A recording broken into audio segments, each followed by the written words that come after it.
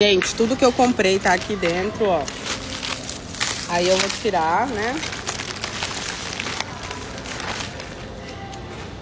E eu comprei esses saquinhos aqui, ó, pra tá colocando aqui dentro. Esse daqui eu comprei lá no Raquel. Aí vem o saquinho e já vem esse negocinho aqui pra fechar o saquinho.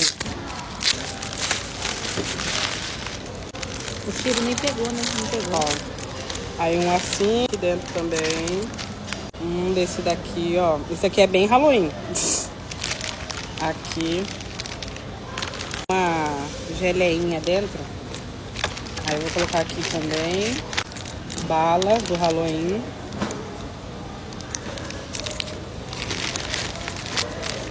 E pronto. Aí eu vou fechar.